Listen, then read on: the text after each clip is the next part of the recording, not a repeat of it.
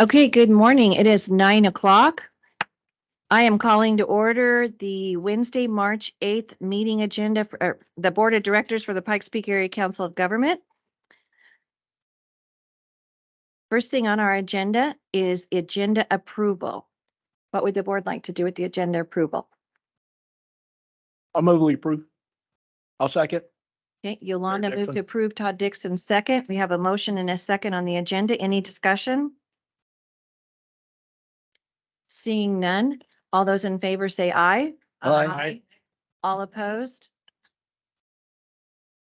Okay, I guess we should have established a quorum before we did that. Thank you very much. It's flows a little different here, so you gotta hang in there. So I know we got one in the room, so that's why I started. So let's go ahead and establish a quorum. Anyway, suggest, Madam Chair, why don't we go around the room with introductions and then we'll go to the board members that are online. Okay. Okay, I'll start to my right here with Councilmember Avila. Good morning, everyone. Yolanda Avila, City, Colorado Springs, City Council.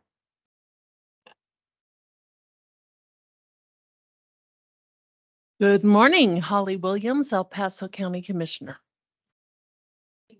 Mayor Pomerlin. Good morning, John Graham, Mayor, City of Manitou Springs. Morning, Todd Dixon, Mayor, Green Mountain Falls. Good morning, Roland Gardine, Mayor Pro Tem Countalion. Andy Gunning, Executive Director, PPACG. And Dave Donaldson, Colorado Springs City Council. Okay, so if we could, do you have a way to identify the elected officials? I'm happy to do a roll call from those who are online, Madam Chair. Perfect. So online, we have Commissioner Elsner.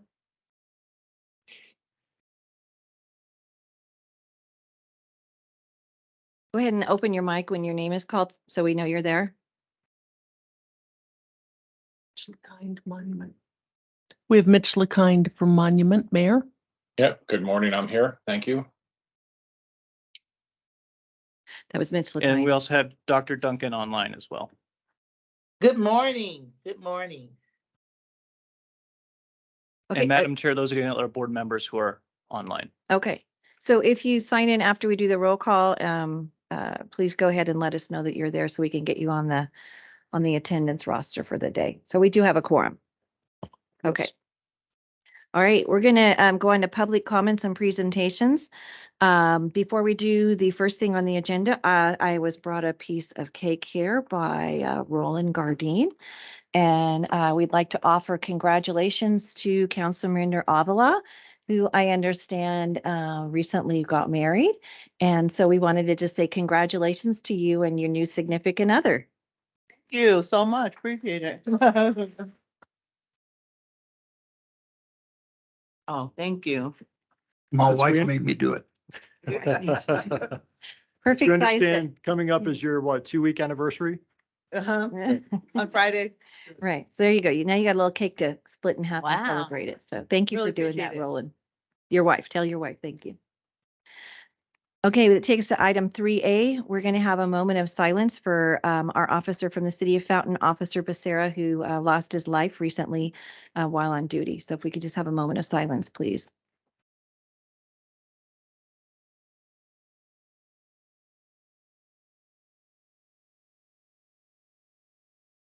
All right, thank you so much. And thank you, Andy, for adding that to the agenda. Appreciate it.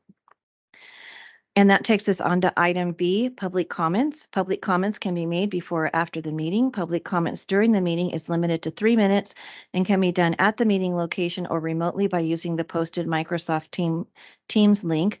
Individuals are encouraged to notify the meeting organizer before the start of the meeting with the agenda item they'd like to comment on. Public comments can be submitted before the meeting via email for distribution to the committee meetings. And so I see Laura Cruz up there for public comments. Thank you, Madam Chair. Laura Cruz, Mobility Coordinator for PPACG. I just want to briefly introduce you to a new person in the room. We are honored to have Nick Schmidt. He is a military fellow, so working out of the branch of the Army and transitioning into civilian life. And currently we have him working on a statewide project, which is kind of unique for PPACG, but working on trying to identify gaps and needs of veterans in our state in terms of veteran transportation. So we know that it's very difficult for veterans to kind of navigate transit and transportation for, doctor's appointments and just everyday needs. And so we're trying to understand what systems are in place and how can we make them better. So I just he is behind the pole. Want to introduce you to him. We have him for about 6 more weeks. So yeah, that was it. Nick, if you could come on down so we can get you on camera and people know what you look like. And if you want to say anything, feel free. For 3 minutes. Well, good morning, everyone. Thank you, Laura, for the introduction. My name is Nick Schmidt, and I am currently active duty with the Army. My position in the Army is a transportation officer, so I'm happy to take on this role. Every day I'm learning a lot. This is week 3 for me. And just currently actively collecting data from all, the different regions and planning organizations, counties, and I'm learning a lot. So if you have any input for this topic, get with me directly or get with Laura and she can pass it down to me or shoot a message if you're online. But hope everyone's having a great morning and I'm very excited to work on this project and work with you all. Welcome. All right. Thank you very much. Is there anyone else in the audience for public comment? Is there anyone online for public comment? I'll just say if anyone's online for public comment, we did not receive anything in advance, but if they want to use the raise hand feature, that would be how we can see and we can unmute them. But otherwise, we haven't received any other indication of public comment. Okay, thank you. Okay, that takes us on to item C, military installation reports. Do we have any military partners online? I'm not seeing any in the room. We do have 2 online. We have Eddie Edelman as well as Lieutenant Colonel Bill McLaughlin. Okay, well, if you have anything to share with us today, please feel free to open up your mic. Eddie Edelman, just that we're less than 100 days from graduation. Wait, I can. And Air Force Mr. Edelman's Academy from the Air Force graduation, less than Academy. 100 days. I'm sorry? Mr. Edelman is from the Air Force Academy. Yes. Yep. Graduation gave it away. It's hard to believe how fast that comes around every year, isn't it? All right. Really? Any other comments from any military partners? There are none. It looks like Lieutenant Colonel McLaughlin had dropped off the call, but if he jumps back on, I can let you know. Okay, sounds great. Thank you. That takes us on to item 4, consent items. These items will be acted on as a whole unless they are called up for discussion by a board member or citizen wishing to address the board. For consent, we have items A, B, and C. What would the board like to do with the consent agenda? Commissioner Williams, move approval. John Second, Graham's. Okay, whose voice was that Mitch made the second? LaKind. Thank you, Mayor LaKind. Okay, we have a motion and a second for the consent agenda. Is there any discussion? Okay, seeing none, all those in favor, please say yes. Aye. Yes. Any Yes. opposed? All right, hearing none, the motion carries. That takes us on to item 5, action items. The first one is 5A, PPAAA 4-year plan approval, and that is Mr. Jody Barker.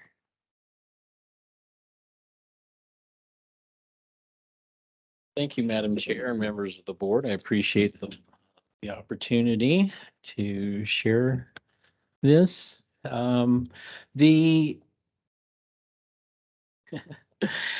The Pikes Peak Area Agency on Aging is responsible to put together a 4-year plan, as you might imagine, every 4 years.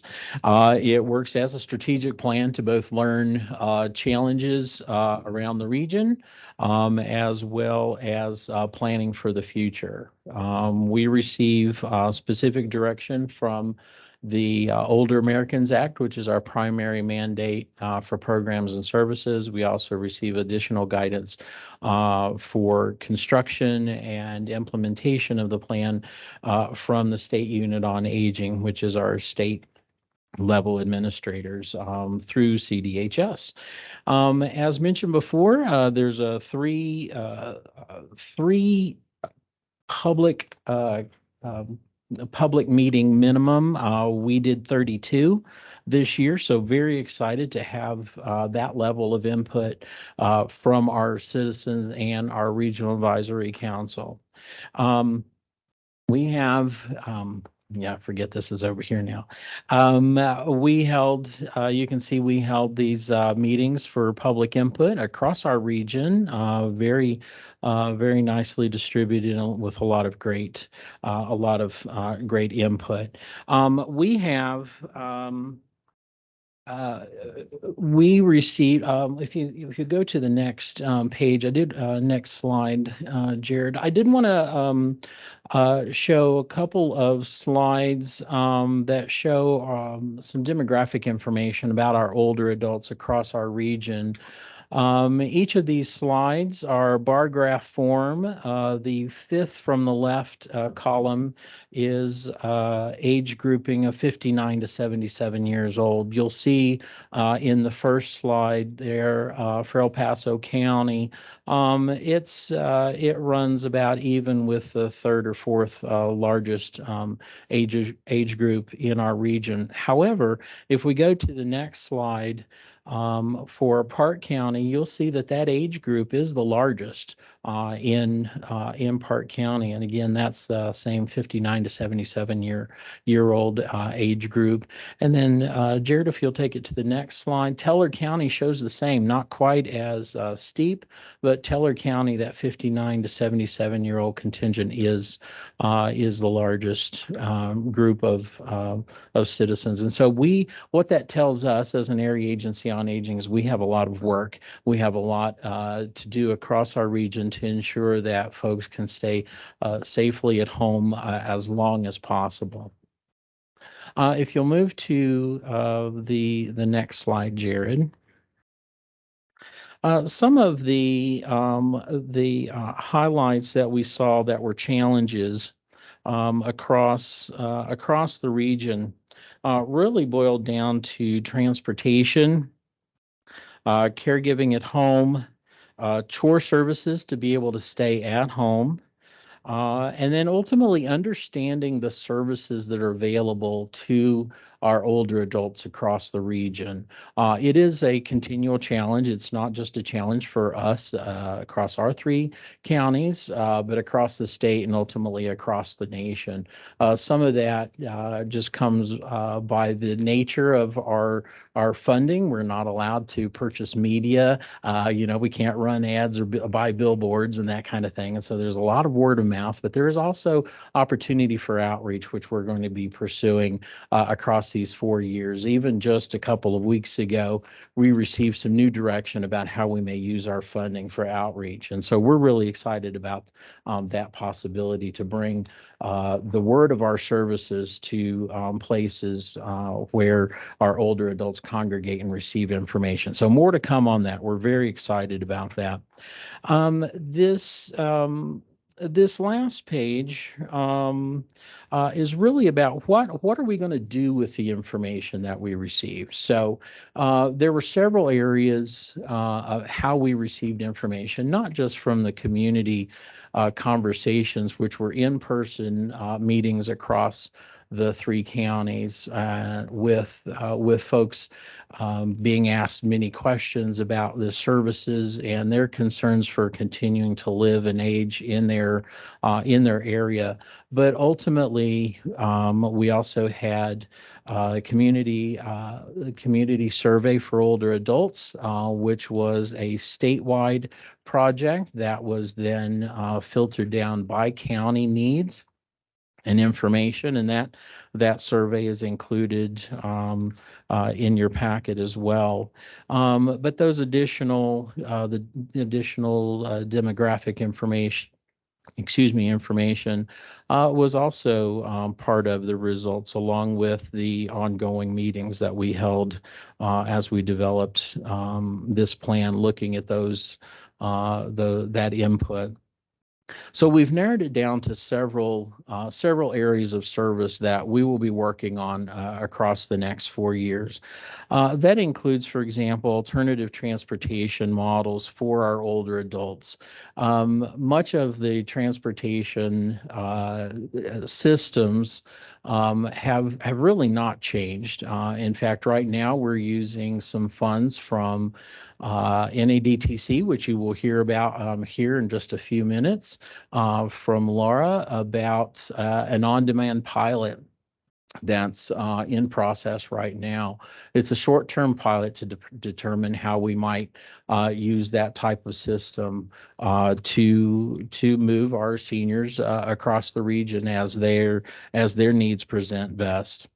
Another will be continued caregiver outreach, family caregiver support. In fact, we have the Family Caregiver Support Center right here at PPAAA. It's a very busy program, but it's one that there are opportunities where we could do more, and our team is very excited about that possibility by creating an ambassador program to expand our services across the region and learn more about needs from our citizens.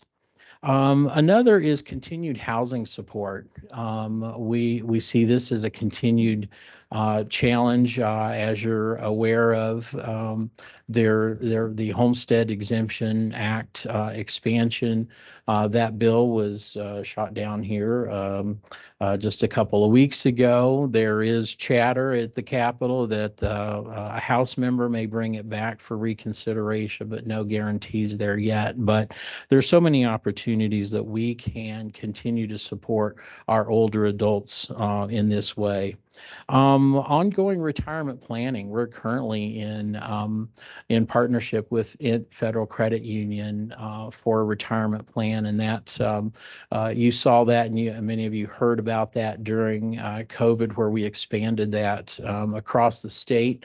We're looking at ways to expand that and bring that, make sure that that's relevant for our older adults as they begin that retirement planning. And of course, many of those we're communicating with folks who are under 65 or under 60 years of age, which is our target age bracket. But still looking at additional opportunities there. We're also looking into alternative options for our senior nutrition and meals. The nutrition program under the Older Americans Act is the most complex of all of our programs that we administer. And with a different source of funding, we could expand those services in different ways. And so we're looking at different opportunities at that as well, not just from the funding perspective, but also working with the state about how we might expand those services. For example, drop shipping meals directly to folks' homes. Of course, that eliminates the opportunities for volunteers, which we always love from the in-kind perspective. But at the end of the day, if it's the most efficient to get meals to someone, we want to pursue that and know more about it. Also looking at the way that we expand our outreach. Are we including all sectors of our community? Under the Older Americans Act, we are mandated to serve all seniors over the age of 60 years old. How are we doing that? Are we doing it the best that we possibly can? And are we including as many people as possible? That's from all sectors and walks of life. And so we're looking at how we might increase that outreach as well, including training with staff and our providers to make sure that we're doing this well across our 3-county region. And then the last that I want to point out is a new program. It's actually in process. It's in the paperwork stages right now, application stages, but that's working with AmeriCorps Vista and building out a volunteer program. We have a lot of volunteers internally for our programs. Our providers have their internal volunteers that help support their programs, but we want to look at doing more for our communities. And this is not just El Paso County. Ultimately, it's across all three counties. How can we serve members of the community outside of these four walls? And so a variety of needs are already met through voucher programs and things like that. And so volunteers ultimately get some reimbursement for gas mileage and things. But we want to look at other opportunities and how we can serve our greater community with needs. And this will be about a year-long process as we begin working with the AmeriCorps Vista organization to bring in volunteer ultimately kind of volunteer coordination as we build this out. So with that, I will end my portion. If you have any questions, I am happy to take those now. Are there any questions, Councilmember Donaldson? I do have a question. Can we go back to that slide we were just on? Sure, that's probably, was that page 23, Jared? There you go. Oh, this one. Okay, the blueprint, yes. So the fourth item down, caregiver support, increase caregiver services to communities of color and LGBTQ plus. Do we have any indication that LGBTQ plus is underserved? Have we not served them in the past? That is true. That is true. We have worked with changing up some of our paperwork to allow folks to identify. Some folks choose to, some folks don't. Part of our mandate at the federal level is to increase our DEI outreach. And currently under our state mandates, that is part of our policies and procedures as well. And so we're going to be looking at opportunities to increase the way that we do that by looking at our materials, looking at opportunities to reach out to the communities through the ambassador program, for example. The ambassador program is not just for the LGBTQ plus community, but also for consideration of those of different races and ethnicity. I believe it was Commissioner Stone on Friday raised a question about families, multi-generational families. And that's something that we want to work on as well, because we know that that's very common for folks who may move here of different ethnicities and races. And so we're looking at a variety of ways to expand our outreach and service provision. We've never refused service or denied service based on someone's race or sexual orientation. No, sir. We are here to serve all. So that's kind of my question is, it says increase services, but I believe in the past, we've always served anyone who has applied for services or that we could serve. Mm-hmm. Correct? Correct. So just being really clear about what this means, can you go into that a little more? I think you just did to some degree, but that's kind of what I'm wondering. Sure, certainly there are groups of the population within El Paso County, and really this is a statewide and national issue, where the services provided are very fixed. Nutrition program is a perfect example of that. Our nutrition program doesn't allow us, unless we can find providers who have the capacity to do it, and that's why we talk about the drop ship meals. But we don't have the capacity to meet the needs. And so many times, in fact, we find that the reason for this ambassador program we want to pursue allows us to create a trusting relationship with someone of a different race or ethnicity. Ultimately, that person will become an ambassador to their community and open up the doors for us to allow us to reach others and expand our services. It's very obvious. I'm standing right here. I'm a middle-aged white man. There are communities who will not trust me if I walk into their doors and say, I want to serve you. We have to work on that trust level. And so while we won't be denying any services, our goal is to expand our services. Well, if no one else has any questions, that'll be all for me. Thank you. Thank you. Commissioner Williams? Oh, I'm sorry. Oh, okay, you had your light on. I have good questions. Okay, is there anyone online who has any questions about the AAA program and what we were just discussing?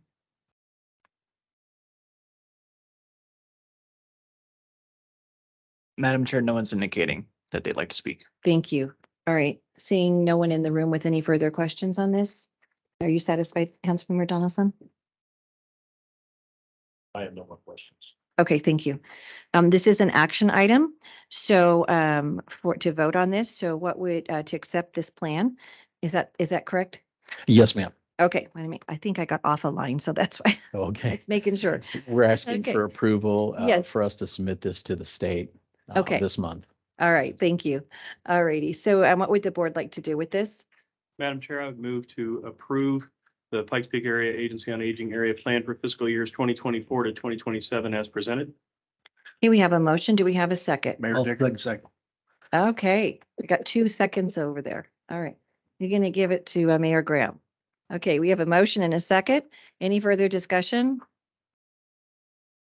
Seeing none, all those in favor say aye. Aye. I'm sorry. Right before I said that, Yolanda, Councilmember Avila put her light on. Oh, I put it on to say aye. Okay, all Sorry. right. Thank you very much. Okay, all right. Any opposed, please say no. All right, motion carries. Thank you very much. Thank you, Madam Chair, members of the board. I appreciate it. And Madam Chair, as Danelle is coming up for the next item, just want to thank Jody and his staff. They just really put in an extraordinary yeoman's effort with, you heard about all the outreach that we did across the region. This is a big deal. This is our 4-year plan that really does set the direction for priorities that we'll look at that we'll be funding on an annual basis. So they really tried to get the word out. I think that's been one of the challenges, is that we've got the best kept secret in town with all the services that we provide. So we're trying to kind of break through that. So really want to thank Jody and his team for just an extraordinary effort here. So thank you for your support too. Yeah, it is a huge document. It's like half our packet here this month. So thank you very much. That takes us on to action item 5. Madam Chair, if I may, we got Lieutenant Colonel Bill McLaughlin back on if we wanted to go back up to military installation reports. Oh, thank you for it. That's great. Hi, good morning. Oh, we're not hearing you? Lieutenant Colonel McLaughlin, we're getting a lot of static.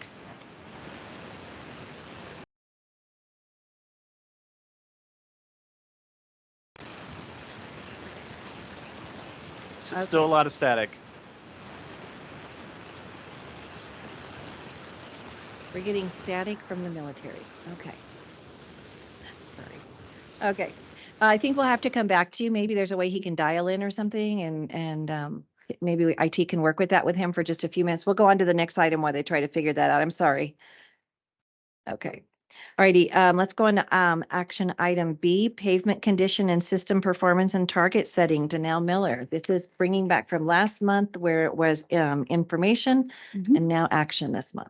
Yes, that is correct. So last month we had Jacob Kirshner and William Johnson here from CDOT to present their statewide pavement performance and system performance target measures of their 2-year and 4-year targets. As the MPO, we as PPACG need to either support those state targets or set our own.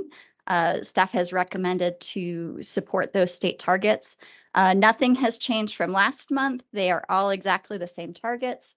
And based on the guidance at the workshop on Friday, and in the interest of time, I will not go through all of the details unless there are questions or if anybody would like more information at this point. Okay, does anyone in the room or online have any questions about the pavement conditions?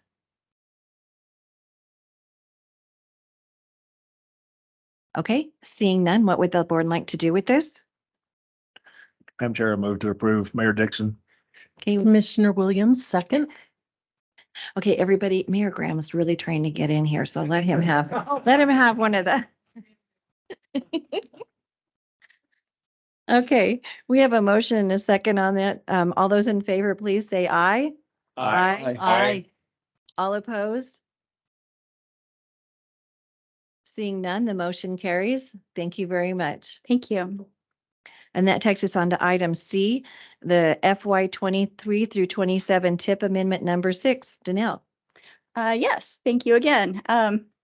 So we had some funding returned to PPACG from Mountain Metro Transit. They were previously awarded $1.3 million for a Fort Carson shuttle project. And Fort Carson chose another provider for that particular project. The funding was returned to us, and we held a notice of funding availability that was sent out to all of the jurisdictions within our MPO. We did receive back applications and held a selection workshop to provide recommendations on the redistribution of that funding. There were 6 projects that were submitted for potential funding. These are located on page 231 of your packet. And I'd be happy to walk quickly through those and then take any questions. So the first project was a Colorado Springs Hancock Sidewalk Sand Creek Trail to Academy Boulevard project. This is an existing project within the TIP that has a cost overrun. They were requesting $500,000, and the TAC has recommended that that be fully funded. Monument submitted an application for funding for Jackson Creek Parkway expansion. Again, this is a existing TIP project. They were requesting $1 million. At this point, the TAC did not recommend funding that project, in part because the eligibilities for MMOF are limited, primarily to bicycle, pedestrian, multimodal transportation. And this particular project was awarded $3.8 million in MMOF last year. MMT provided an application for expansion of its downtown shuttle operations. This is an existing TIP project. This funding would essentially allow MMT to run this shuttle longer. They requested $800,000. TAC recommended $590,000 for this particular project. Manitou Springs submitted 2 applications. The first was a serpentine area improvements. This is a design for an extension of their trail project. It's a $50,000 project, and TAC did recommend funding that in full. The second Manitou Springs project was a Chase Bank Transit Hub project. And they submitted the application for the design. The construction, I believe, is part of the PPRTA. And Manitou Springs actually pulled this application back because they chose not to federalize this project at this point. And finally, the last project that we received an application for was from the Fountain Valley Senior Center. This would allow them to continue and expand their transportation services for disabled and low-income seniors. They did request $160,000, and TAC recommended fully funding that. This has been through the TAC and the CAC, both supported the recommendations. Happy to answer any additional questions at this point about the particular projects or the funding. Thank you so much. Do we have any questions in the room or online for these projects?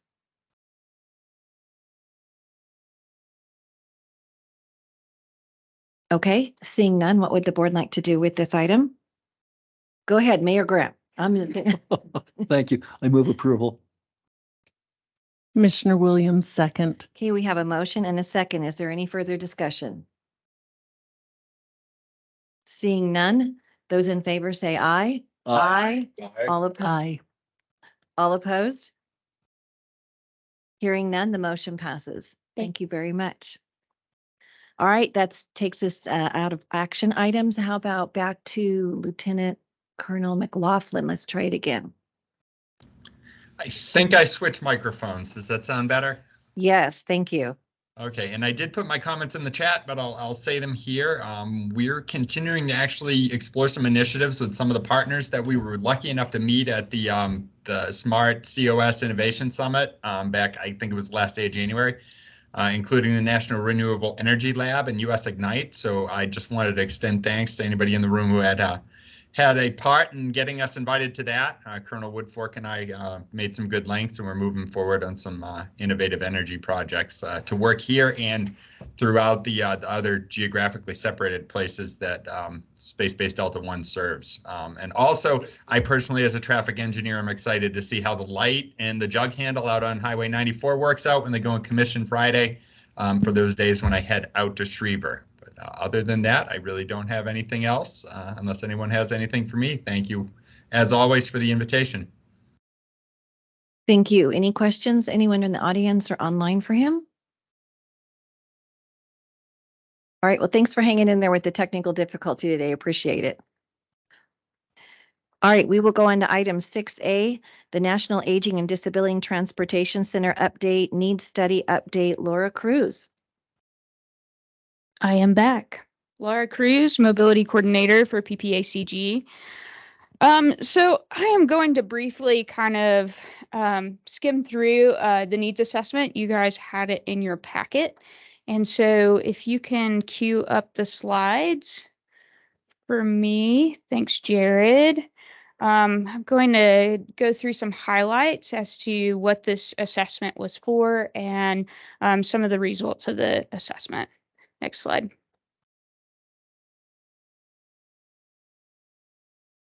Oh, Jared, are the slides in here? Oh, can I do this? While they're looking for that, I just want to let everybody know these photos in this report are actual seniors from our area, right? These are actually ones that were pulled through HDR. So I thought this was a report with our own people in it. Get me all excited The there. AAA report had real life Triple A seniors. report had there. Okay. All right, Laura. When our consultants put these things together, sometimes it's a little bit of pulling from things that they've done in the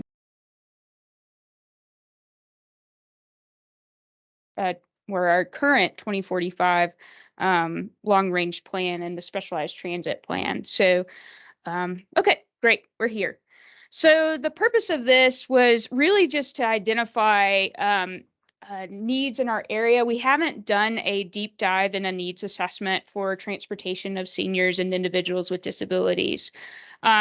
My role started here a little over 2.5 years ago, and previously we just distributed funding through the AAA for transportation of seniors, and I took on the role of us now distributing federal transit administration dollars that are set aside for seniors and individuals with disabilities. So taking on that higher role, we really wanted to look at what is the roadmap of needs, where are we right now, and where do we need to go in the future to serve the growing population. Next slide, thank you. Looking at the assessment, the methodology that we used was kind of unique. Typically, you know, these types of needs assessments are focused on, you know, producing surveys, getting feedback through surveys, utilizing that information as well as geographic and demographic information to paint a picture. But it really misses sort of the nuances of the needs of each senior or individual with disabilities in terms of a situational need, right?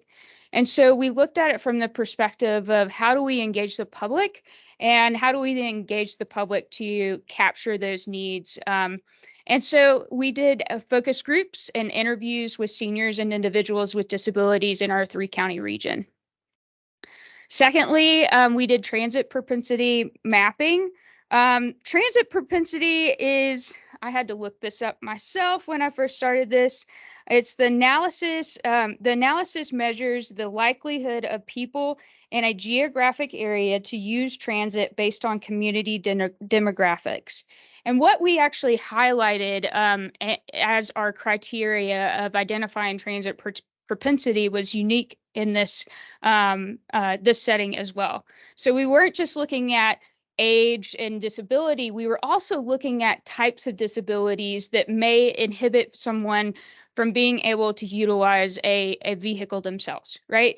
And so we had 4 factors that we looked at: age, disability, and then drilling that down a little bit further, low income, and then geographic location.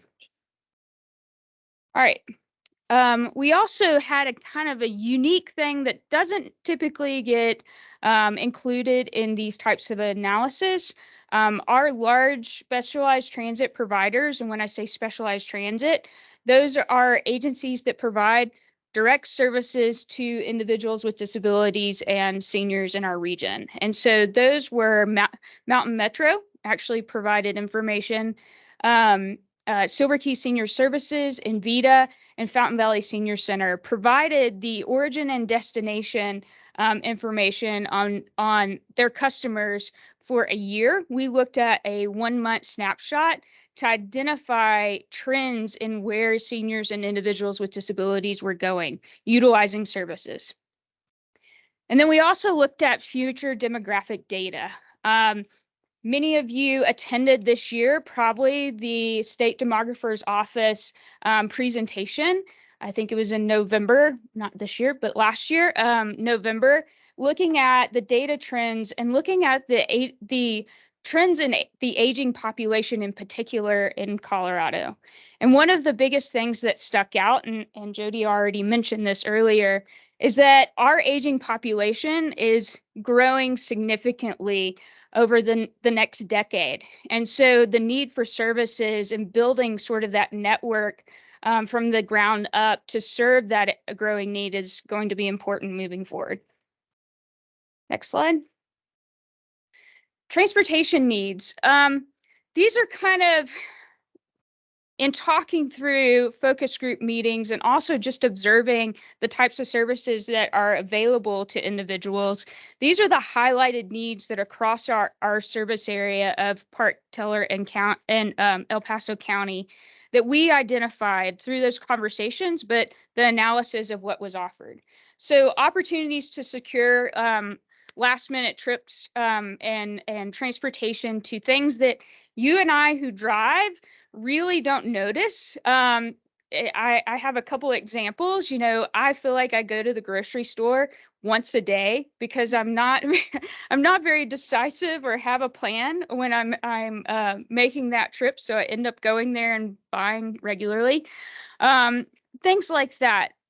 Also yesterday, another example, my dentist called me and said, hey, you have an appointment in June. We could only get you in June then, but we had somebody cancel. Could you come today to go to the dentist?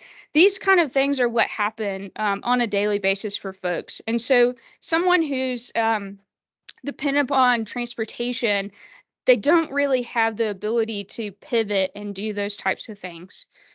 So I continuously, as I was talking to seniors and individuals with disabilities, I kept visualizing this box that basically our system has created. And they have to live within this box, prepare their lives around this box, that is very difficult to navigate and something that it's really hard for me to even relate to. More opportunities for transportation to work and recreation and social activities. What has been a huge focus of specialized transportation is actually medical appointments. Go ahead. Yeah, we have a question from somebody in the room. Yeah.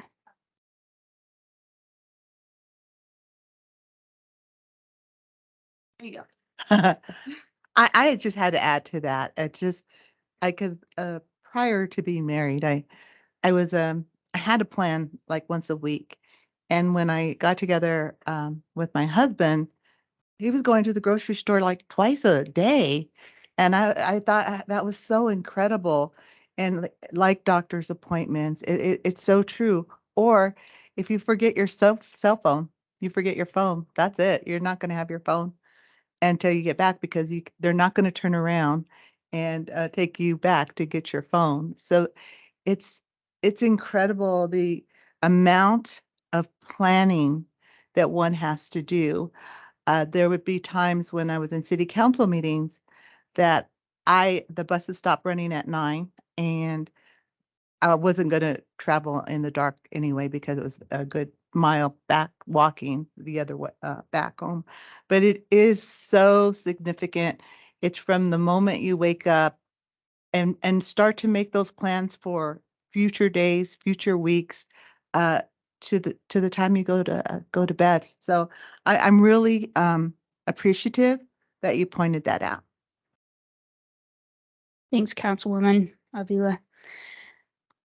There's been a huge focus on just getting people to medical appointments, and I'll kind of talk a little bit later why we've sort of had to prioritize that. The biggest thing is limited resources, right? Limited resources, prioritizing, healthcare over, activities of daily living that people really, have quality life because they are able to participate in things. And so this was something that came out of a lot of conversations. Is there's a huge focus with transportation on medical appointments, but we want to have a life, right? How do we get out of this box? Expansion of transit options for night and weekend trips. A lot of service providers don't operate on the weekend, or stop their services around 6 o'clock, right? So think about, your quality of life for those of us who don't have to access transportation, the quality of life of being able to meet up with friends, family, those types of things for, just general socialization is something that is lacking in our community. And then in some areas, there's just no transit options available. Currently, Invita and the Park County are working on a transit plan to understand how they could even start a transit system in their community. So there's just a small part of Park County that actually has transportation options available to them. Next slide.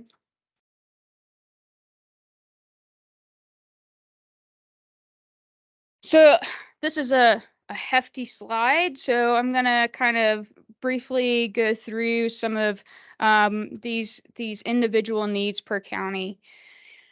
El Paso County is obviously our most populated county in our service area, but one of the biggest challenges is creating a network that really supports the entire needs of our community.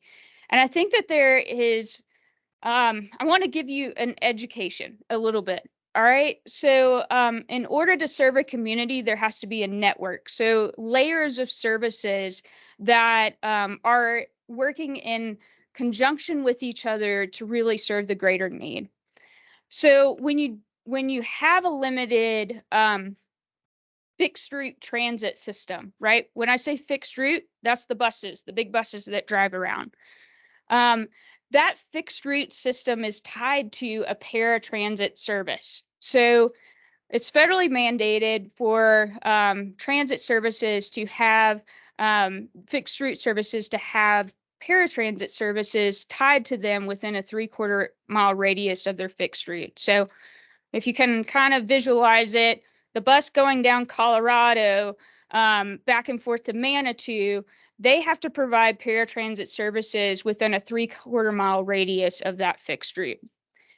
And so that those paratransit services are crucial to individuals with disabilities and seniors. That is, Mountain Metro Transit is probably on this call.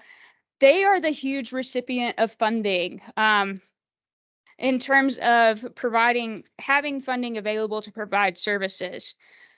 Now, the separate funding that's available and a part of the network are these specialized transit providers. And I mentioned some of them already, and that's Silver Key, Fountain Valley, Invita, We have Pace, Rocky Mountain Pace, Good Wheels. Those are the ones that you guys see on the road on a regular basis.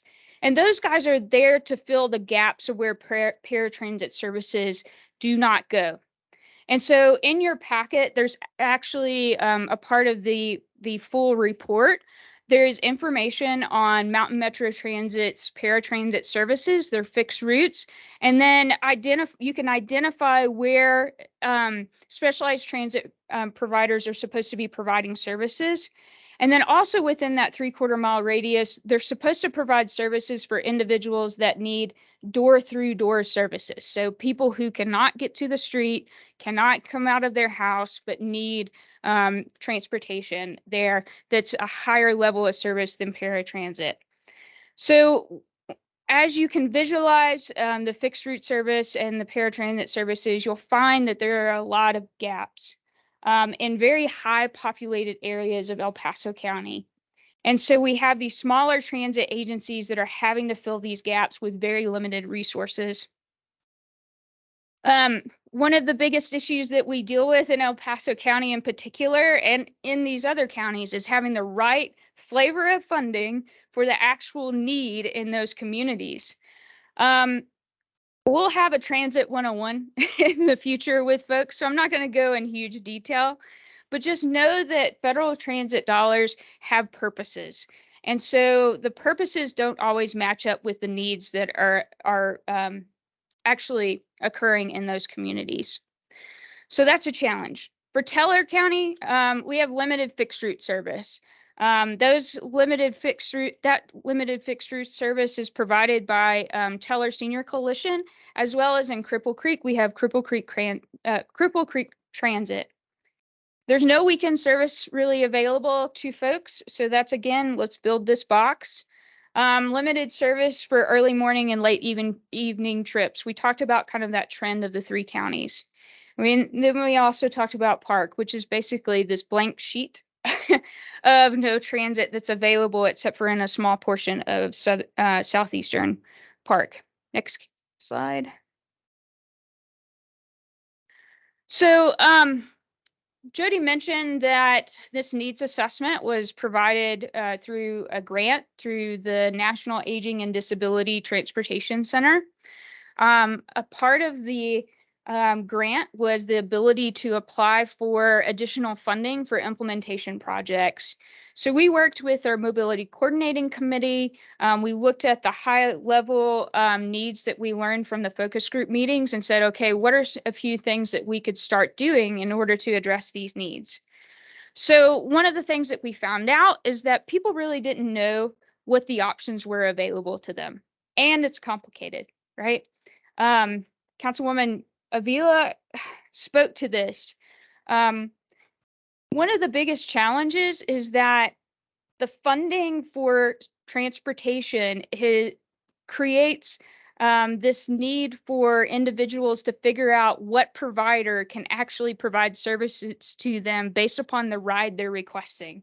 So say, for instance, we have an individual that wants to go from Colorado Springs to out to Callahan, right? There is money for that individual to go through Colorado Springs with a demand response ride, so a ride that they're picked up, but there is not money for them to go from the edge of Colorado Springs to Callahan. And so we have these fundamental challenges with our geographic service area that really inhibit helping people in the way that they need help. So the mobility guide is just a start to at least show the options that are available, but still it's really hard for the individual to navigate. And then an on-demand pilot program, this has been a huge lift for us. We have partnered with both the Independence Center as well as Invita to put together, the constructs of an on-demand pilot. So we have 50 individuals that are enrolled in the on-demand pilot. And basically, this is something that we're trying to figure out what the operational needs are of transit providers in order to shift our services to more on-demand rides. So basically, these 50 individuals have rides available to them to do things like go into a movie last minute. We actually had one rider that he never had the opportunity to do this before, but he was able to go to the movie theater just to pick up popcorn from the movie theater and go back home. Just interesting things like that that are super cool. So we're doing that, and that pilot is going through June 30th. And the point of that is to understand what we need as transit providers to continue these types of sort of innovative projects in serving individuals' needs. And that is it. Any questions for me? Are there any questions from anyone in the room? Roland? Yeah, Madam Chair, Roland Gardine, Mayor Pro Tem, Callahan. It's not just Callahan, it's Callahan region. Okay, we have a major problem with transportation and getting people to their appointments. Okay. But the biggest problem is communication. How these people can find out who they can talk to and how they can be able to get scheduled to go on their trip. Or even the medical trip. They're having a problem with that. And the biggest thing is the families, men that actually support them, that actually, men, they do a lot of windshield time and mileage. Okay, and they need to start getting paid for men, at least the gas mileage. And the voucher program is more appealing than anything that I see at this time. That's great feedback. And that's something that through the AAA, we actually in Park County have a provider, Park County Senior Coalition, because there's not any transit options. They do provide transportation vouchers to seniors there that essentially do reimburse the mileage for the individual that is driving the senior to a location.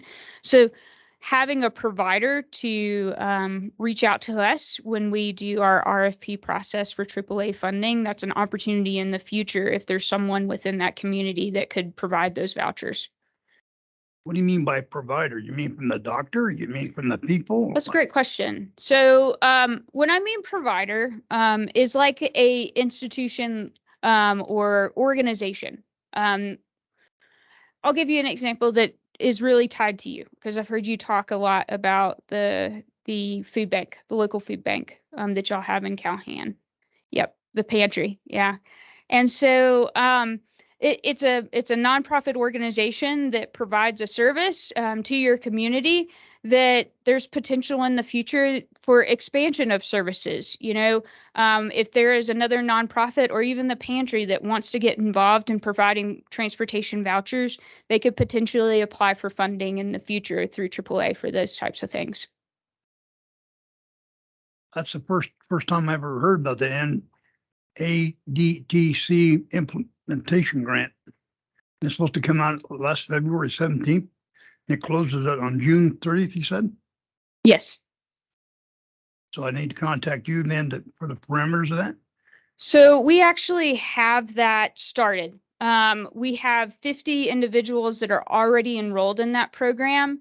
We chose a service area just as a demonstration of being able to say, okay, what is the best service area that we could be successful in identifying these operational needs of the transit provider to expand their services in that type of sense. And so we already have an enrolled group in that project, but our goal is in the future to expand these types of programs throughout our service area. So that 50 group is a baseline for the next study or what? This is the baseline for this current pilot. Yes. Okay, thank you. And the challenge is in order to implement these things, we have to have a transit provider or transportation provider in those regions to actually do that service. And that's one of the issues that we're dealing with in Park County is we're going through the transit plan is that there's not a transit provider to say, here's the plan, go do it. There's not one. And so that's something that we're looking at from the perspective of options is there a transit provider that can be formed out of this transit plan because we're starting at zero, right? And so that's something that looking at, different regions within El Paso County, as well as, parts of Teller. And as we're looking at these things, we have to, some areas we're starting with the baseline, like here in El Paso County and Teller, we do have a baseline of transit providers to work with. And our goal is to get them to coordinate more with each other and expand services. But in these areas that don't have transit, we are starting from the ground level. And so it takes local input as well as locals stepping up and saying, hey, we want to do this. So. Commissioner Stone. Yeah, thank you, Madam Chair. Just looking forward on the idea of future projects, one of the things, obviously in the business world, some of the times we think about is what infrastructure may already exist that we can tap into and take advantage of. And then there's what infrastructure sort of exists, but through possibly a partnership or participation could expand to meet not only our needs, but also greater needs of the community. And I want to give an example of this. For example, in Teller County, if you wanted to pull out your phone and pull out your app and get a ride on Uber, it is highly unlikely that you're going to be able to get a ride on Uber. Maybe there's like one, maybe two Uber drivers that kind of start in the Teller County area, but for them, they do one trip down the pass. They stay down in the Colorado Springs area because there's more business down there. That being said, I'm wondering about, what about exploring for the future, some type of funding partnership that could work with like an Uber or a Lyft that would make some funding dollars available there that seniors would be able to access for these on-demand trips, which I think are very important, obviously, not only for socialization, but just for the level of freedom, like you said, to go buy popcorn. That's wonderful. But if there's kind of like a little base of activity that might be able to be funded by that, then that might actually cause either more people or those people that do provide that service in the areas, whether it's Eastern Calhoun, Park County, is that, that it might spur a little more activity within a private system that we could possibly, and I hate the word you use subsidize, but it kind of is, because it's providing a program, but just as a thought of like, what might that look like? Yeah. To be able to somehow provide seniors with funds that could be used on Uber, Lyft, to promote that level of transportation activity, because the backbone of it exists in the app and, in the people that do it, and they can easily join to do that. And even knowing that there's an opportunity might cause more people in the area, to do that. Because right now, I mean, pretty much the big things on Uber and Lyft that people are wanting is they're wanting to get to the Colorado Springs airport from Teller County, or they're, they're kind of wanting that one-shot trip, but because they know that there's not much available, they don't generally go to look for that either. So just an idea as we look to how possibly that we might be able to utilize what's already out there and growing to benefit our seniors. Yeah, and I think there's a lot of national models and even some state models that are doing some of those things already. We actually have an area agency on aging. I'm not going to say where they are, but an area agency on aging that has partnered with a on-demand company that is like Uber or Lyft that employs what they call care drivers. So individuals who have actually been through training that know how to accommodate individuals with disabilities and older adults. And they do have the ability, an older adult or individual with disability has the ability to book an on-demand ride via an app.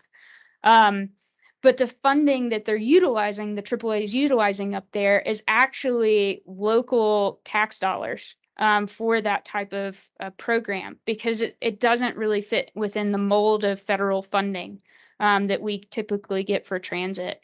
And so those are some things to think about as you're representing your jurisdictions, is as your populations grow of seniors and individuals with disabilities, what do we need to be looking at in terms of the local resources available to kind of rise to the occasion that is needed for individuals in your community? So it's difficult because Federal programs, you guys deal with it all the time. They are unfortunately one size fits all, but the fit doesn't work, right? And so it's very challenging to do some of these innovative things. I think there's some advocacy opportunities there to make some changes. But to give you a couple of numbers, like currently, um, between AAA funding, PPRTA funding that we receive through MNT, as well as 5310 funding, we distribute about 2.5 million in transportation funds for seniors and individuals with disabilities. And those rides are costly. Those rides cost us, anywhere from $35 to $50. So for our whole 3 counties, we have essentially about the amount of money for 71,000 trips for our whole 3 counties, which is not a lot for such a high populated area. And so that's looking at the federal and current local dollars that are available to us. And so we starting with this needs assessment, we're identifying, hey, what numbers do we need to start putting towards this, especially as we keep trending in terms of our older adult population in the next 10 years is going to grow significantly. Councilmember Avila? Thank you, Madam Chair. So what are your thoughts on regional transit? Let's say we have a regional transit system with the 3 counties. And, how feasible, because I think a chunk gets done here, a little bit there, a little bit there, and there's a lot of gaps, right? And so I know there's resistance to that, but it just makes so much sense if we had a regional transit system where paratransit would be connected to it because it's a transit system. So any thoughts on that? I will defer to Andy. That's the $64 million question, but I appreciate it, but this maybe begs the question. I think Probably we all- more than $64 million. Yes. Thinking 20-year service. But we're about to update we are updating the long-range transportation plan, which basically it just serves the urbanized area. And you'll hear more about that in our Transportation 101, the geography that covers at our 11 o'clock workshop. But as part of that transportation plan update, we're doing a plan that does cover specialized transit needs as well. So we've had conversations around, how do we kind of come up with a better model for service? And I think that's probably the next step is we ought to dig into that study, that transit plan that'll give us a better idea as far as what the needs and what the gaps are. And then use that as a framework going forward. So it's sort of dodging your question, but I mean, that, things like that ought to be discussed. I think once we have a better plan in place to understand really where the needs are. I just wanted to put that out there. It just, to me, makes a lot of sense.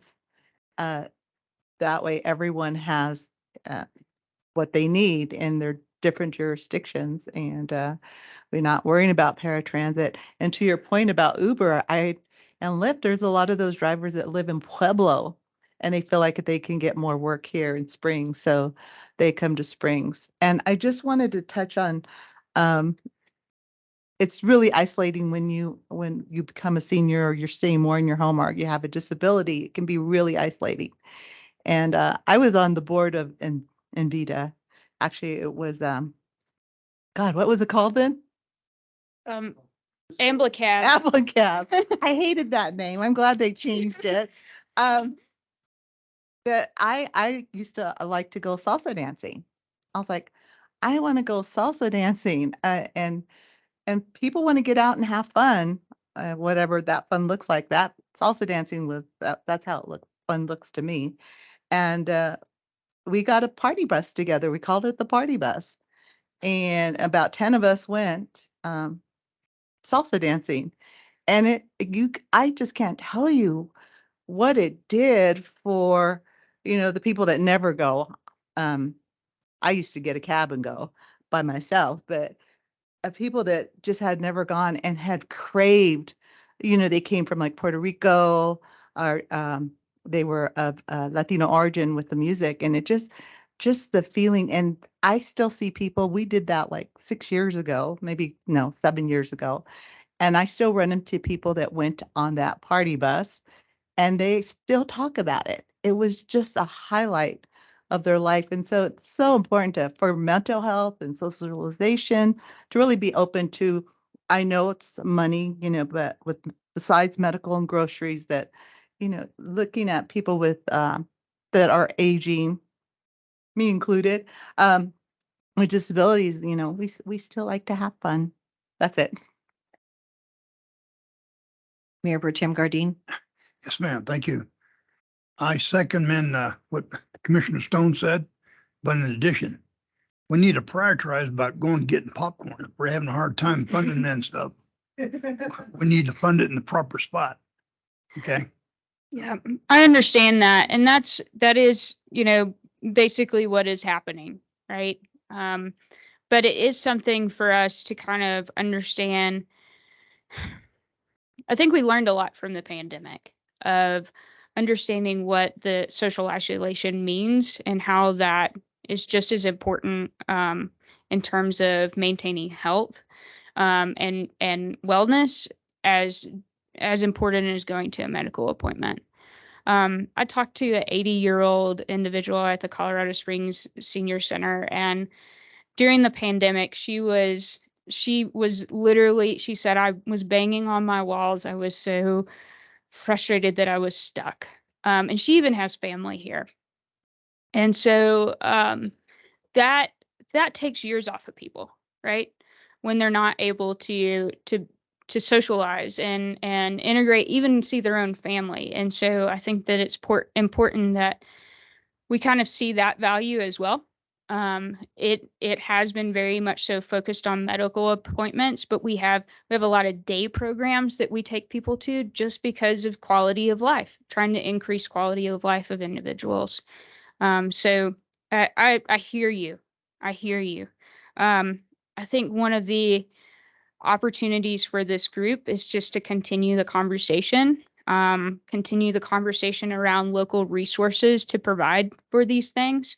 I appreciate y'all actually voting on Fountain Valley Senior Center receiving some additional funding that is necessary for them to move forward and serve those that are coming to them. And so as you're making decisions, I think it's something to keep in the back of your mind.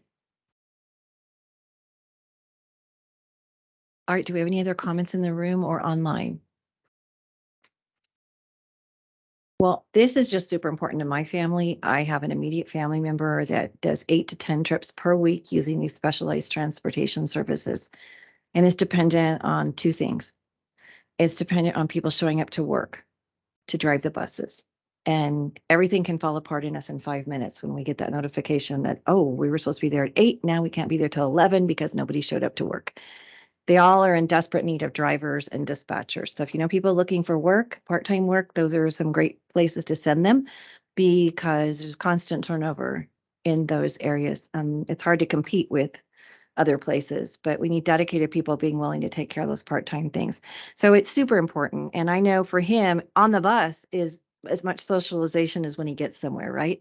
And he's like, I made a new friend on the bus today. Gets so excited. So it's just super, super important for people. And one of the most under or even non-employed people are family members of people trying to take care of special needs family members in their homes because they need to take them places. And if they can't get transportation to the program, then you can't have your job. So it really has a lot of spilling effects into the community, not just on the person needing the ride. And the other thing is that we really need the doctor's offices and therapist offices to help us and stop making everyone's appointments at 8 and 9 o'clock in the morning. We have a lot of time in the middle of the day from 10 to 1 where everybody has a doctor's appointment at 8 or 9 in the morning. And so you think about them trying to get all these adults to day programs that have very short hours. It's respite for the family members in some situations. And then we're trying to get people to dialysis and doctor's appointments. So if you know people that are in those situations, really have them kind of think that let's kind of spread out the appointments during the day if we can, if at all possible. I know it's not always possible in every situation, but and then also it would help if the doctors and dentist offices would, well, not dentist office, doctors would use closer physical therapy places, right? If their office is up north and they pick a physical therapy place for their patient up north, but yet there's one available 2 blocks from their house down in Fountain Valley, that's a big education piece we need to do within that community too, because the less distance we have to drive, the more rides overall we can provide. So those are some areas I think we really need to, that are not necessarily in the box. And how do we reach into those areas to educate people on ride times and the doctor's appointments on those times too? You bring up great points, and that just kind of highlights the complication of this. You know, how do we tackle these challenges? It's difficult when you have a very very I want to say resource poor, because that's true, resource poor system to be able to overcome these challenges. And so it's important as we go through planning exercises that we are looking outside of that box, because it is a compounding effect or domino effect for individuals on a personal basis, as you mentioned before, as this, if the system fails them, but also fails the system if it's not working cohesive together. Right. Appreciate it. So. Good. And Madam Chair, just one last thing, or two kind of follow-up things maybe. We'll send out Laura mentioned the mobility guide that we do have. It's finished up and online now. We'll send that around to everybody. Providers are making some adjustments to it because their situations change all the time, but we do have a baseline mobility guide that's on our website available to folks. Yeah, and we'll get that out after the meeting, so everybody's got access to that. So we really could use some help kind of spreading the word as far as the baseline services that are out there.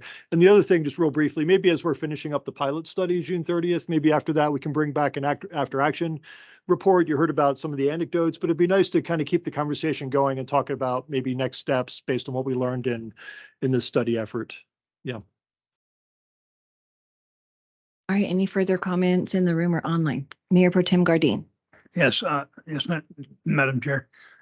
Okay, well, I was severely injured then back in 2011. Okay, and I'm not a person that sits home much. Okay, but I ended up being employed by a company called Ride Permit that worked with the insurance companies that they have this kind of thing figured out already.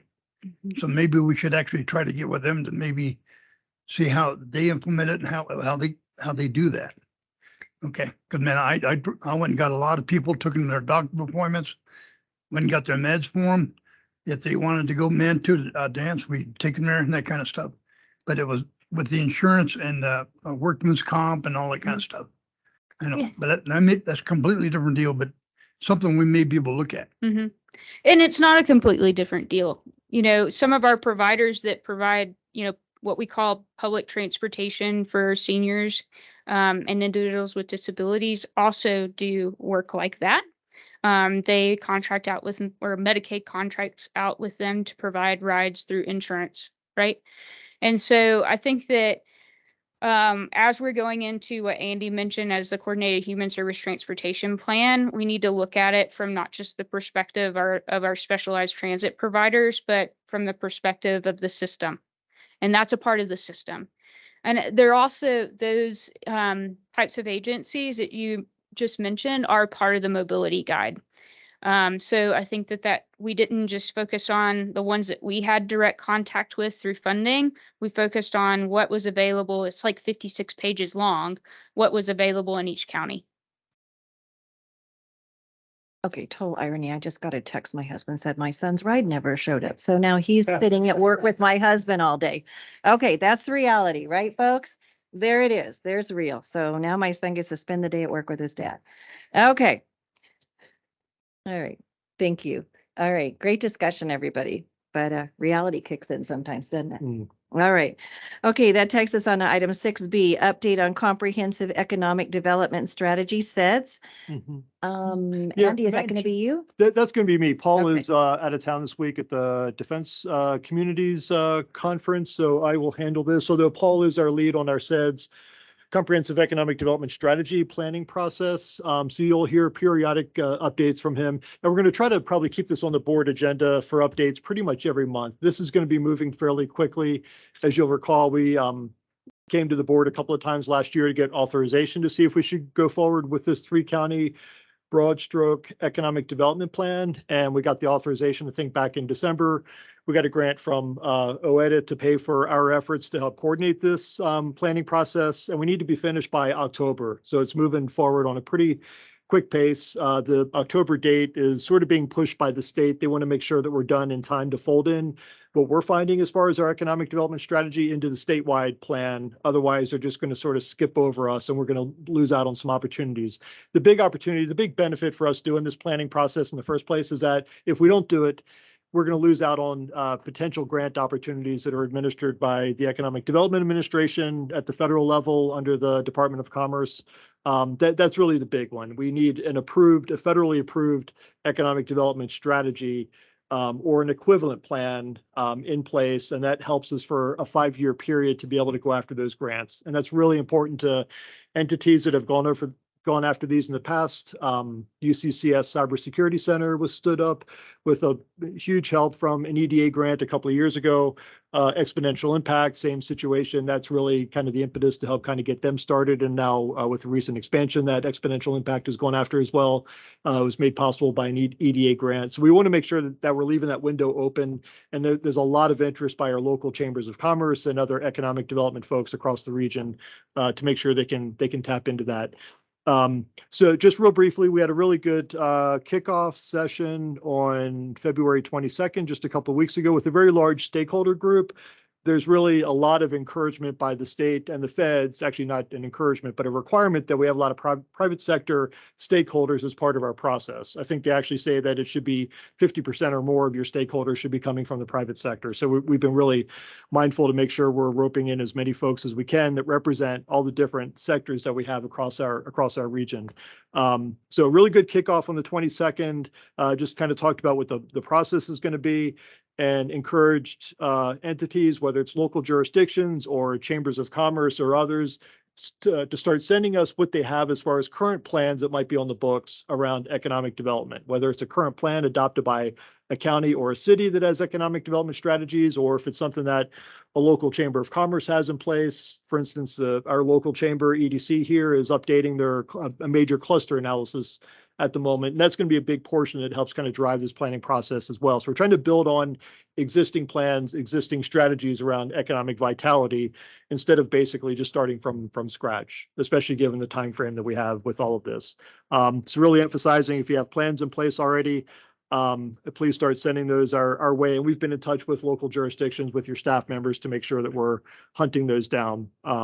And also with guidelines around there as well. If you don't have anything recent, or you can't think of whether or not you even have something in place, then don't go digging for it, because then obviously you're not really using it for anything. So we want to make sure it's timely and actually stuff that folks are using. Then we'll start building on that as we come up with our region-wide strategies around economic development. Mentioned a large stakeholder group. We've also got a smaller strategy planning advisory committee, which we're calling the Kitchen Cabinet. It's made up of a handful of stakeholders from our local jurisdictions, plus our local chambers of commerce, plus some other private sector stakeholders. And they're really the brains behind this operation, advising Paul and I as far as how we're going to go through this process, and just how we're possibly going to get this finished up by October. But a really, really good group. So I would encourage, if you've got somebody within your local jurisdiction, if you're not dialed in already, a bunch of our local jurisdictions are with their economic development directors. But if you want to have a stronger seat at the table and more of a voice in the process as we go through this, please let me know. We'd like to rope in any and all jurisdiction within our strategy planning committee.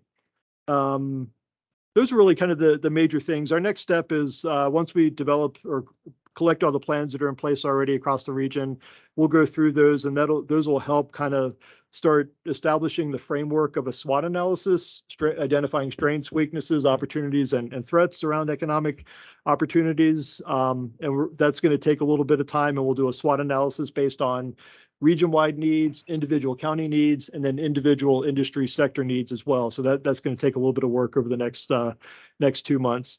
But after the SWOT analysis, that'll help us start developing what our strategies are going to be across the region as well. I don't have specific dates in mind yet, but I know we're going to have individual breakout meetings in Teller County and Park County, and also Eastern El Paso County, to dive into our SWOT and our needs that we're identifying in different parts of our region. So more to come on that, hopefully very soon, as far as when we're going to start having those breakout meetings. And the very last thing I'll leave with you, if there's interest, I can send out a link to the homework assignment that we had before our kickoff meeting back on the 22nd. And that was just a basic 3-part question that we sent out to all of our stakeholders, but trying to get folks to help identify what's the most pressing economic development issue or opportunity within your community, within your industry, or within the region. So I'll send that out as a follow-up to today's meeting with other stuff that we talked about. And if you want to take just a minute to help us answer those questions, we're collecting as much of that kind of feedback as we can. That'll help kind of inform our next steps and help inform our SWOT analysis. So I'll kick that out. But the most pressing economic development issue or opportunity, if you can help us in that regard. So that's all I've got for now. You'll hear more next month when Paul is back. And like I said, we'll keep you informed throughout the process, but happy to answer any questions. Thank you. Yeah, we'd be happy to help with that. Any questions in the room for Andy or online? Okay, seeing none, that takes us to 7H, our CDOT monthly update. Thank you, Madam Chair. Good morning. Just a few things to update you on. We've hired John Hall as our new program engineer here within the North program. So you'll start seeing him attend our meetings and helping with the monthly updates. He's out of town today. He started Monday in this role. We're excited to see him on board with this position. He's got a significant amount of experience with CDOT, almost 20 years. So we're excited to see this moving forward in this role with John. A few updates, the State Highway 94 jug handle. We are looking at opening that jug handle on Monday. We are going to do some dry runs this week with some of our traffic signals and just ensure the timing is set up appropriately. But as of this moment, we were looking at Monday for opening that, depending on weather as well. The MAMSIP projects, many of you probably that drive that corridor are familiar with the switches that have happened on the northbound direction of the corridor. We are starting work on the northbound side, getting that ready for paving for this summer. Back to the State Highway 94 ribbon cutting for that area is planned for April at this time. We will continue to update you and keep you informed as far as the date specifically, but right now we are currently looking at April for the ribbon cutting on State Highway 94. Just a few other projects of note. The US 24 surface treatment project, contractor is on board. We met with the contractor yesterday. They should be getting ready to start moving forward on that project within the next month. You'll see activity. That is the surface treatment job on US 24 between Chipeta Park and to the west side of Woodland Park. State Highway 115 has been on hold essentially for the winter season. We are still working on just earthwork and getting ready for that paving season to start, depending on when temperatures and weather break for us. And lastly, within Park County, the US 285 and 9 project as well is on track to start this spring. The Bailey Curve location on 285, we're still on track to advertise that project in April, with the hopes that that project will be under construction in the June-July timeframe and completed before the end of summer. One last note, last year we had a CDOT cleanup day, if you guys recall, along our corridors. We are planning round 2 this spring. We're looking at May 23rd, and we'll be reaching out to many of your community leaders and in coordination, if there's a desire to work with us. This is the day where we will send out all of CDOT staff along our corridors in a safe manner, with our maintenance helping with providing traffic control, especially on corridors like I-25 and US 24, to help clean up the community and help clean up the area. So a little bit more to come. Our maintenance staff will be reaching out to those that are interested in participating. I know last year, after last year's efforts, Woodland Park reached out and said that they would like to be a participant in the following year. And so we are getting that work through and coordinated, and we'll figure out how that all looks so we can do it in a safe manner. So that's all I have. Any questions for me? Yes, sir. Thank you, Mr. Chair. When do we have the fine opportunity to pay for the toll fees on I-25? I don't know. I don't have that, but I can find out. Don't remind them. Don't remind them that they. I'll hook up. I apologize. All right. Commissioner Stone, yes, sir. Yeah, thank you, Madam Chair. Couple things, because I'm starting to get calls from constituents about when is the work going to start on that overlay project. And I know obviously weather is going to play a big part of that, but do you have an approximate target date for that overlay project? I don't have the exact date. I know, like I said, we had our, what we call a pre-con meeting, and that's usually about a month out from when they're actually start putting up signs, et cetera. And so this is first part of March. I would say that we should see activity on that corridor the first part of April, depending on, again, weather and just how that can roll through. Sure, great. And then also, you brought up the cleanup projects, and I'm aware, if everybody else isn't aware, actually, that's already started, I believe, just because over this last weekend, for 2 days, Focus on the Forest, which is a 501c3 based out of Woodland Park, partnered with CDOT to go down and clean up Waldo Canyon. And there were some CDOT employees down there. State Patrol helped in traffic control because it was in the canyon. But in the Waldo Canyon area, about 60 volunteers and CDOT staff removed over a 2-day period 15,000 pounds of rubbish that had been dumped in the Waldo Canyon area. So kudos to that, and love that you guys are taking an interest in that and then looking at tying into local communities. Great, thank you. Well, thank you for picking that up, because if you don't pick it up there, you know what happens to it. I have to pick it up. It will eventually. It will eventually get down to Fountain. We've picking it up there. So thank you very much. Yeah. All right. Any other questions for CDOT? Commissioner Williams? I was driving out to Callahan on Saturday, and maybe you guys are used to it, but just around Peyton, the road is a piece of crap. It's like, so Highway 24, somewhere between around the Peyton curve. It gives you an opportunity to get rid of kidney stones. Well, it does, yes. Yeah, we have a planned surface treatment project in that area. It's currently being designed, and we look to go to construction in calendar year 24. Mayor Dixon? Oh, I'm sorry. They had surveyors out there going through the whole 24, clear up to Callahan there. And it looked like they were even looking at the bridges even. So that's really cool. Yeah, that's part of our design process. We will look at the conditions of the existing bridges as we go through those surface treatment projects. Mayor Dixon, I saw your light going for a second and then. Yeah, I may get with CDOT here. Okay. On something else Okay. outside of this. Anybody online with questions for CDOT? Mitch LaKine, Mayor Monument. Okay.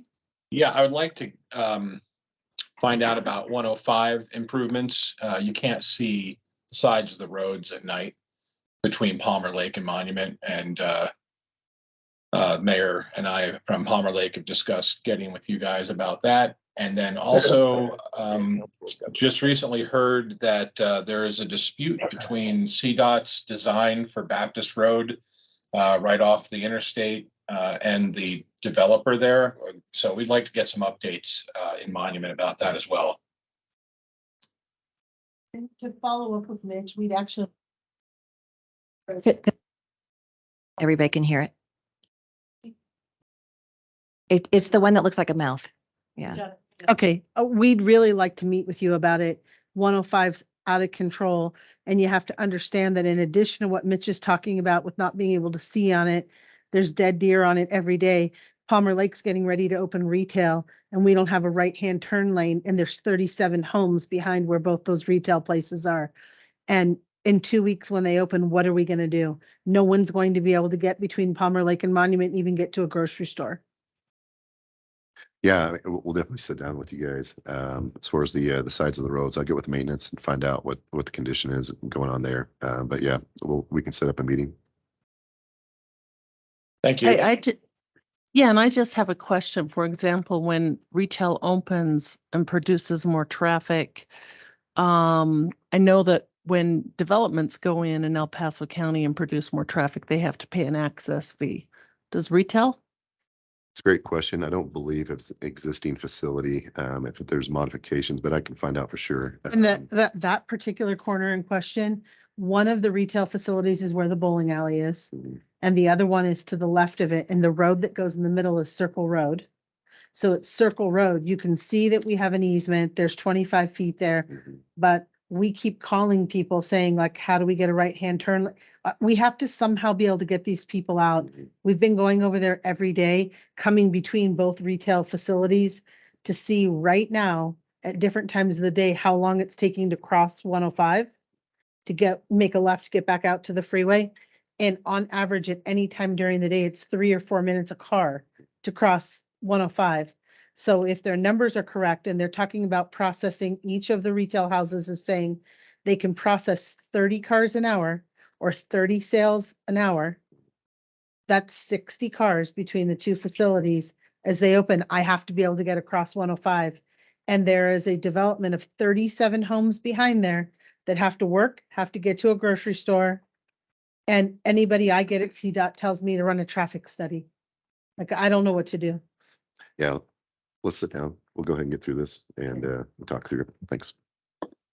And it has been beat up on Shane Week. So I was sitting here to give him a hug.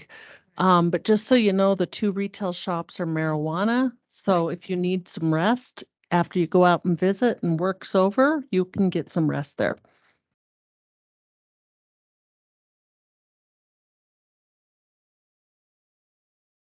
I don't know. CDOT did a great job in Fountain this week. So hats off to Jason at CDOT. Great presentation, answered a lot of questions. I think there's going to be some fairly quick solutions to some of the issues. So thank you so much. All right. Any other questions or comments? I even hate to ask at this point. Geez. For poor Shane over there. You got thick skin today? Every day. All right. All right, seeing none, we'll go on to the next one. Item 7I, Statewide Transportation and Advisory Committee, STAC, and I assume that's Commissioner Williams. Yeah, so STAC was relatively quiet on Friday, and we found out why about Friday afternoon. But let me tell you first what we talked about. The safe routes to school. There is, they meet every 2 years to discuss funding. There was a lot of funding left on the table, and the rural communities were feeling like they had been not receiving funding. The projects that the rural communities submitted weren't that great and had holes in their grant application. And so there was quite a long conversation on that, but it is a committee that Heather Sloop has been serving on for 6 years, and she offered up anyone else who wanted to serve on it. And so I said, well, maybe we could put our alternate John Leosados on it. It's like, I was thinking, just this was a conversation between John and I, not between the whole STAC committee, but it might be possible as some of our rural communities here in our region apply that we may have to use one of our grant coordinators to help them write the application so it's complete. So we don't leave money. Now that money that was left on the table just gets rolled over 2 years from now, but we were talking about, well, Steamboat Springs has an awesome grant writer, so they will always get the money. We need to make sure that some of these other communities have the same, have some fair treatment on getting that grant money. So we talked about poor interstate pavement program, and that was an interesting discussion where we got down into diamond crushing and all sorts of stuff as to how to treat the interstate. And then I don't know, Dick, since you're on the line, if you have anything to say? Not an awful lot. I think you may have alluded to the House Bill 1101. Mm-hmm. I had a conversation with Director Liu this morning. The way the amendment was written was not the intent. So we were talking about, okay, how do we make people feel better about it? The intent is to allow Summit County to join a different TPR because they don't feel Garfield County makes a lot of sense for them to be a part of that TPR. So they're working on some ideas. She said that the intent was not to reduce the number of rural TPRs. It was to keep everything the same. It was just to realign some counties to put them where it would make more sense for them. So they're trying to figure out how to do that. I talked to Eric Bergman at CCI. he's trying to figure out how to do that. And I know Speaker McCluskey is also trying to figure out how to do that. So I got a feeling that that whole issue will come to a resolution that we probably will be able to live with, because it's their intent was just to make minor changes and put counties that make sense together rather than trying to have more control in the urban corridor. Yeah, so what he is talking about, and I think that maybe if John or Andy could send out this article, they made an amendment to a bill on Friday, House Bill 1101, that would have completely redrawn all of the TPRs and the MPOs based upon population. And there's a consistent argument going on always between funding for rural roads versus funding for a big region such as El Paso County or big region such as Denver, Dr. Cog. And so it seemed the accusation is that it was underhanded. So I'm glad that Dick was able to straighten that out, because this bill is almost ready to head to the governor's desk. Not many more readings before it heads there. And so there was a lot of concern that it was an underhanded effort to go ahead and minimize rural communities' ability to speak out for the needs of their roads and to get funding. So I'm hopeful that hopefully if they would pull it out, because I do think some of the TPRs really need to be, some of the boundaries could be aligned so that they are better fits. But doing it in a bill about transit that was considered a free transit bill, it just seemed a bit off, and we weren't updated on it at the meeting. And so it did come off really bad. So thank you for the update, Commissioner Elsner. That's helpful. Yeah, as I say, the intent wasn't there. When I talked to her, she said the way she read the bill was exactly what she wanted. And then she saw how everybody else read the bill and said, well, that's not what I want. So I think Speaker McCluskey, being a rural person, was very upset with the way it was written and what could possibly happen. And so was I think is it Senator Dylan Roberts or Representative Roberts? I don't know. Senator. Anyway, it's the one from Steamboat. He was also very upset with it, the way the amendment came through. And I got a feeling that it's not going to happen that way. There will be something that will require that the TPRs be realigned, but it will also make sure that the number of rural TPRs will stay the same. So the boundaries may be adjusted, but they aren't going to be changed dramatically. Commissioner Stone? Yeah, thank you, Madam Chair. So I think, again, this is just another example of the non-stakeholdering process that happens up at the legislature all too often. We've been fighting it even trying to engage early on things that we hear rumors about. This came out of nowhere.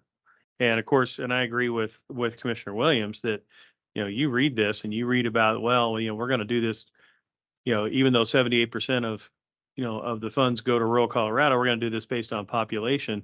And that sounds like a lot like that we want to silence, the voice of rural Colorado. And I'm glad to hear that wasn't the intent, but the words still say that. And so actually, we're sitting here in the meeting, and I texted Todd Dixon here this morning, who's my fellow co-chair now on the legislative committee, and Dan Jablan, saying, this is bad, and this, needs immediate attention. And as you said, you talked with Bergman at CCI, and there's immediate attention there. But I get a little tired of, and we had a meeting with Senator Exum the other day where he assured us that no, that was not the intent of the WUI, was to do what it says that it's going to do. That's not the intent, but it doesn't change what it says it's going to do. And my concern on this is I don't want to say it's an unrelated bill, but it's a generally fairly unrelated bill. That all of a sudden now we're going to redraw lines on all TPRs based on population. So I just think we need to encourage, Dan on behalf of us and then anybody else to just put the brakes on this quick and I mean, the intent of, hey, let's make sure, and I understand, and actually Park County might be a good example of this where, although I think you belong in several of these, is that you have 285 and you have 24, so you belong to both districts. Do you Well- need to? I don't know. That's your guys' decision to make. So maybe writing a bill where instead of quote redrawing lines is that local governments can kind of opt into transportation districts rather than the state telling us where we will be. Yeah, and That's all I have. Yeah, and it's, I look at Chaffey County as, to me, one of the questions in our area. They're right next to Park County and Fremont County and Custer County, and yet they're in the San Luis Valley as far as their TPR. The big one is Summit County, which is right in the middle of the mountains, and you think, yeah, that's good. Well, they're in the same TPR as Garfield County, which is on the far western slow. I mean, they're on the border with Utah. Those things are the issues that drove this and why they wanted to change it. I think there's going to be enough change to that language. Either the language will be stricken and they'll figure out some other way to do it, or there'll be enough change to make those of us in rural Colorado feel a lot better. The intent wasn't population. That's kind of the standard language that they put in there. Which is, and I talked to her about, you also say diversity. I said, you can come up to Park County and Teller County and a lot of these counties, we are not diverse. So how are you going to handle that? So I think there's going to be some changes. My guess is there's going to be a resolution. I don't think this bill is on a fast track at all. My guess is it's going to be a week or two before you see anything that finally comes out. And it just kind of would be nice if we're going to do changes to the TPRs and the MPOs, that they would use the Statewide Transportation Advisory Committee as a sounding board. And I know that Director Lou was in DC last week, and so it was just kind of, but it would be nice if they used us as an advisory capacity because we're the experts in our own region. And that would be helpful because, I doubt that Commissioner Elsner gets too often over to, and I see Commissioner Hickey has her hand up, gets too often over to the El Paso County Fairgrounds where we have that little mess outside of Peyton. But sure enough, the MPO ends somewhere in Falcon. I'm not exactly sure where the line is. And it ends right there in Falcon. And then that goes back into Commissioner Elsner's region. And we're probably a big enough county now that we need to all be in one. So. Commissioner Hickey has her hand up online. Thank you, Chair. I just wanted to say I'm hearing the concerns and trying to catch up over the last week on this issue. I have a call with leadership at CDA tomorrow about it. And so we're all trying to catch up more about it. I know even the language contemplates some change over the next year, right, with some input allowed. But again, I'm still learning, so appreciate the conversation to keep us better informed. Thank you. Got a hand waving over here from Mayor. Yeah, I want to echo Commissioner Stone's concerns. Intentions all aside, we were told point blank when we were up there that, for example, the WUI code was only going to be just basically more along the lines of guidelines. And of course, that's so far away from what it actually is based upon the language. And so I'm really concerned that we get the language correct and get out of, well, here's what we wanted to do. We need to have it actually written down. Maybe we should have a new requirement for the state legislature that anyone wanting to run must serve on a city council first or on a county commission. Or at least take a 101 exam. Yes, amen. Thank you. All right, thank you. And thank you, everybody, for the spirited discussion, because it's very frustrating when you have a bill that Madam Chair, Commissioner Elsner has his. Oh, thank you. Well, let me just finish my sentence. It's very, very frustrating when you have a bill that says one thing and you're thinking, oh, that's a good bill. And then you find out later, oh my gosh, what did they do? So Commissioner Elsner. Yeah, that's what I was going to say. We really need to have the legislature put more in the bill as to what exactly is supposed to happen versus turning it over for rulemaking or those type of things. I've gone through rulemaking on the fire suppression pond, and it is ugly. It is difficult. You end up with a lot more urban emphasis on it than you do the rural, and it was aimed at rural. So you really need to be careful.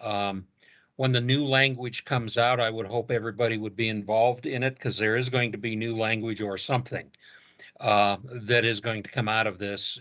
So, be involved, keep up with it. It is a very important bill, and it would have a big impact on transportation in rural Colorado if it is used the way the language says and not what I've been told the intent is. Very good points. Thank you. All right, that takes us to item J. If everybody could just look under over committee and commission vacancies in your communities and see if you can give us some help with that, that would be great. Andy, you have 9 minutes to keep us on track. I will do it in less than 9 minutes. That was my plan, but we are going to keep the legislative conversation going. So I did want to touch on that just a little bit. Couple of items. Just we had a really good. I think we had a real good roundtable breakfast meeting up in Denver last week with I think it was 9 legislators. I counted at sort of our high water mark. So good board representation and really great turnout from our state lawmakers, and a really good chance to talk specifically about 2 specific issues of concern: the wildfire urban interface code bill that's out there, and we can chat about that as well because we got some updates last night. Oh, thank you, Jared, for bringing up the action shot.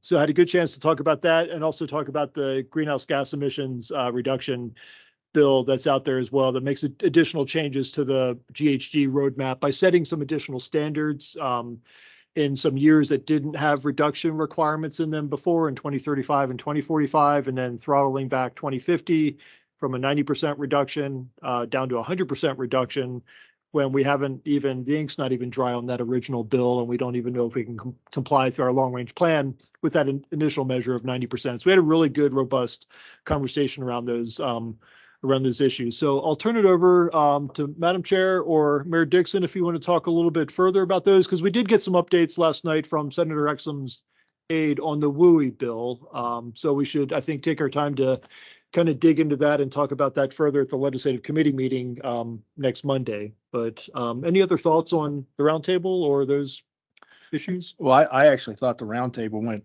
fairly well. And like I said, I'm very disappointed in senator's response, basically saying, "Oh no, these are just guidelines," and obviously, even with our clarification, it's come back they are not. It's anything but they're promulgating rules. Anytime you promulgate rules, those are mandates, and that's something that we really didn't want was mandates. And so now, likely, I'm going to have to traipse up to Denver to a board to say what you've got identified for Green Mountain Falls in some cases will likely be physically impossible. And we already have codes. We have the word applicable in our codes right now because we just update our land use. So the applicable WUI codes, and what that does is it allows us to work with the variations in the property within Green Mountain Falls, because we have some stuff that's flat and some stuff that's vertical. And there's things that make sense. And then there's others that, again, some of them may be physically impossible just because we have houses that are 20 feet away from each other. And so, yeah, that piece of it, for me, actually at the time I felt really good. But now that we're getting more information and we're finding out, yeah, what was really in there in the language is what they're really going to go to the press with. That's very disappointing. And just because there's a lot of people in the room and online, WUI. That's the wildland urban interface. Right. There's an international set of codes that you can look up. And the one that probably troubles me the most is one where they say, if you're going to be fully compliant, then you got to clear everything out within 100 feet. And how do you do that? If I have houses that are 20 feet away from each other, and we have had a house, actually two, in the last several years that have burned down. Now, how do you rebuild? If you got to clear out to be fully compliant, if you got to clear out to 100 feet, the next sentence says does pull into the property line, but the first sentence is basically a prescriptive language that applies to all structures. And so, yeah, there's things in it that just So, don't make sense. If you haven't had your fire departments look through this, you might want to consider it. The between the lines feeling I got from the meeting is he might listen a little bit better to our fire chiefs rather than us. So maybe you kind of get your public safety and your fire chiefs looking at this and making some phone calls and sending some emails. So Yeah, I did share it with Chief Royal, and he and his staff are digging into it.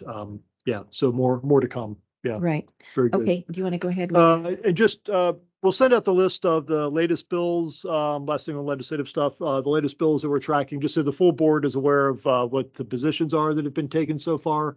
And I think we're looking for feedback as well. If anybody has any concerns or a disagreement, I guess, with one of the positions taken, if they can let us know by Monday before the legislative committee meeting next Monday, that would be very helpful, so we can kind of keep these bills and our positions moving forward. So I'll send this list out that Jared has up on the screen so you can see that.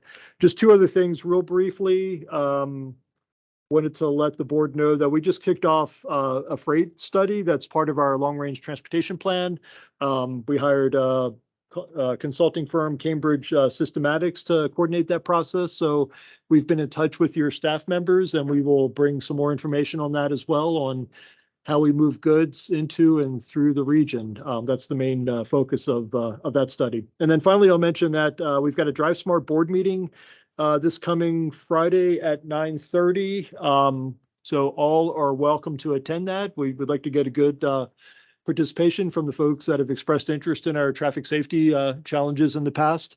As part of that as well, I think we're going to talk about a grant that we're interested in pursuing for Drive Smart that is in the neighborhood of $350,000 to $500,000 over about a 3-year period to get some dedicated support, staff support, and other resources to really dig into Drive Smart much more deliberatively than we've been able to in the past. So more to come on that as well. So that's all I've got for now. Thank you. Okay. That takes us on to member entity announcement. Does anybody have anything going on in their community they'd like to share with everybody and before we meet again? Councilmember Avila. Thank you, Madam Chair. So this evening, we're having a town hall in my district at the Family Success Center. It's CSU. I'll be wearing my CSU board hat, and the new CEO will be there presenting and talking about everything utilities at this town hall. And of course, if you can make it, I'd love you to come. There's been one in every district. I think mine is probably going to be the last. I picked March because I wanted it to be warmer than February and January. And so, yeah, I invite you all to attend if you'd like to and check it out. All right. Thank you very much. I'm sure as the season warms up, we'll get lots more stuff going on and with different people, but it is 2 minutes to 11. Can I adjourn the meeting? Oh my gosh, we are adjourned.